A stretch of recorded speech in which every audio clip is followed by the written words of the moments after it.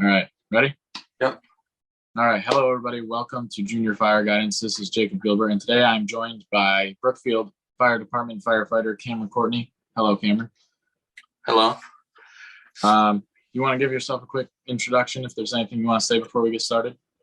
Yeah, so I've been on the Brookfield Fire Department for a little over a month and have always had a passion in the fire service, having my grandfather being a Worcester lieutenant joining in 77, and then my dad who's currently on the Worcester Fire Department serving as district chief. So it's kind of always run in the family, and I just wanted to join, some sort of join in some way.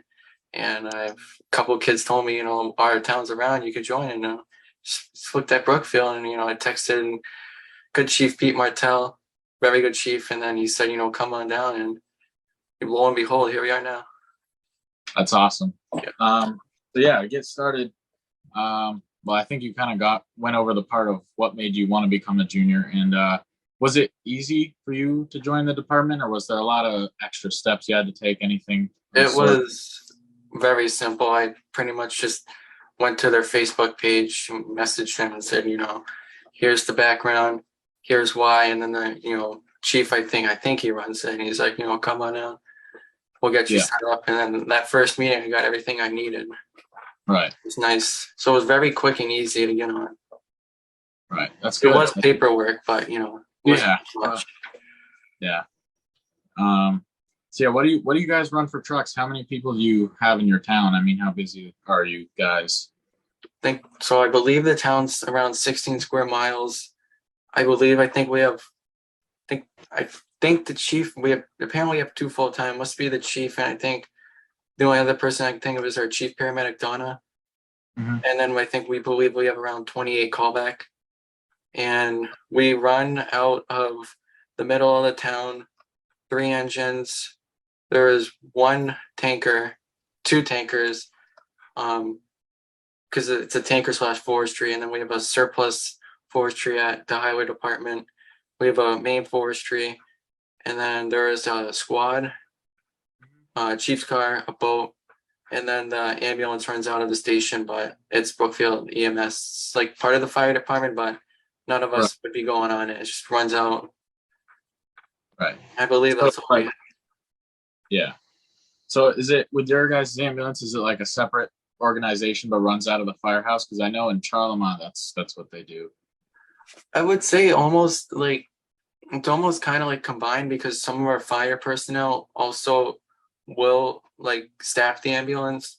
Right. So I'd say it's almost combined, but they call it Brookfield EMS. Because I know like my town, it's Sturbridge Fire. Right. And ambulances are staffed right there. I would say it's kind of combined, but it's also separate branch. Right. Well, that's the cool thing I think about us being juniors in Massachusetts. It's that it's the same situation for me. So I live in Charlemont, but I work for Hawley. So you don't have to be a local resident of that town as long as you're in 15. I think it's 15 miles. Yeah. To reside. Yeah, 3 or 4 miles to my firehouse, I think. Something around that. So it's not bad. But I mean, the other thing I think to talk about too is mutual aid, because yep. that can be good but also difficult, because I mean, especially around where I am, it's hard to get certain departments in certain places because some of them are understaffed, or some of them are just so far away that that's one of the difficult things about working out here. But I mean, for me, I'm currently on 2 departments. I'm going to be on only 1 soon, which is Hawley, because it's easier.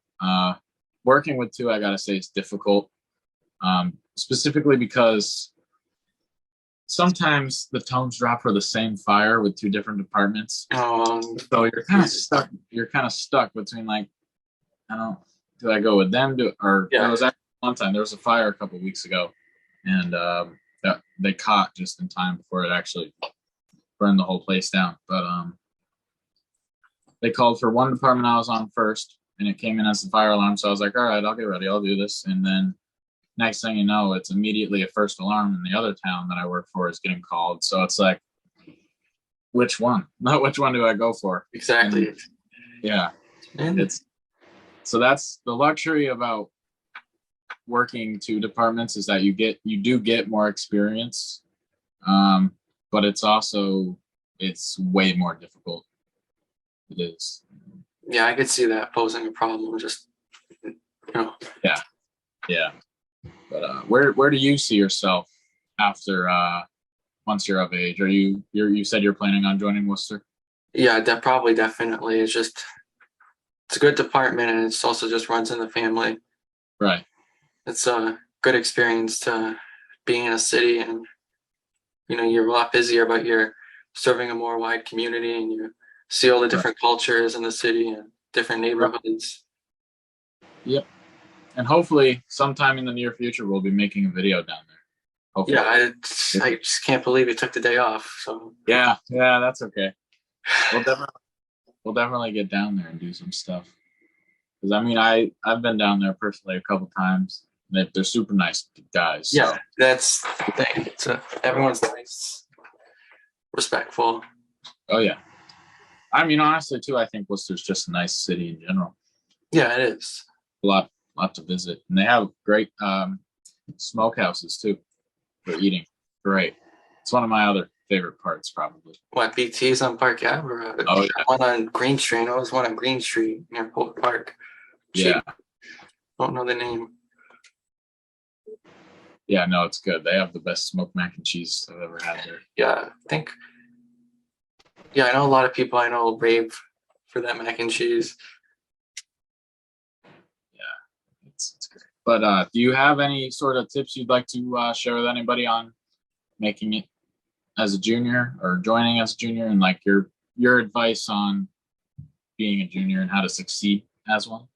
I guess like what I've learned is to just speak up if you have a question or reach out. Like I was hesitant to ask the chief to join, but until you reach out, you won't know the answer. And then just also in general, like I'm like, Chief, I think I was the other day, I'm like, I gotta get is it okay if I can get wildland gear, and I'm not gonna steal it if someone who's higher up than me wants it. He's like, no, go down, get what you need, make sure it fits. So we're just being to speak up and don't be afraid to ask. It's what I've come to learn.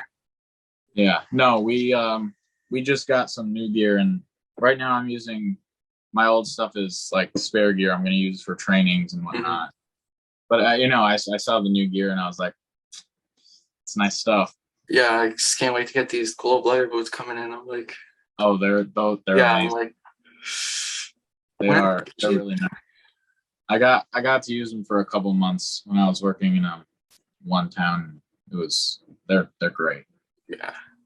But I think honestly, my personal advice is show them that you're willing to do stuff like step up, sweep the bay floor. Yeah. Communicate with them, bond with them. I think that's really important because, as I've mentioned, it's these are people you're working with and you're going to go through some very interesting things with. So I think that's one of the most important things. Yeah. Well, actually, when we were training with East Brookfield, I always remember the guys saying, be like, get involved. These are all your brothers and sisters now. Don't be afraid if you have a question, and just if you're in a meeting or like if you're all in a group, don't be the person on your phone sitting on the tailboard. Make sure you're involved. Make sure that you're giving your input, and once you make earn your respect, pretty much. Just because I mean, even on departments we're like now, like in the future in Worcester, that's going to help us go a long way. Not only knowing these skills, but I mean, even around here, that's going to let a lot of people know that you're somebody who's dedicated. And I think when you really want to make it somewhere in the fire service, that's super important. Yeah, and being a junior, it gives you that experience that when you want to join a full-time department, you have some background knowledge already. When you go, if you're going to the Mass Fire Academy, if you're going to the Worcester Fire Academy, you already have that pre-knowledge, and they'll respect that. That. Right. Yeah. Exactly. Yeah. But I mean, it's the only thing that sucks is that we gotta wait till we're 19. Yeah, I'm 19. I know the exams this month, I think, or next month or whatever. Yeah. It comes around. Don't worry. I think they do it every year in Worcester now. Used to be every other, but yeah, they're down, so people won't join. So right. it'll come before you know it.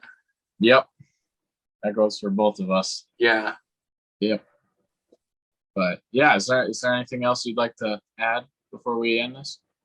Not that I could think of. Just always just being involved and speak up and just show everyone when you join a department that you want to be there, pretty much. So like every opportunity you have to train with them, even if it's early in the morning or late at night, go down and just show them, that you want to be there and you want to get involved. Mm-hmm. And never be afraid to ask for extra training. Yeah, exactly. There's something that you need extra work on, or if you're struggling with, I mean, for the longest time I had, what was it?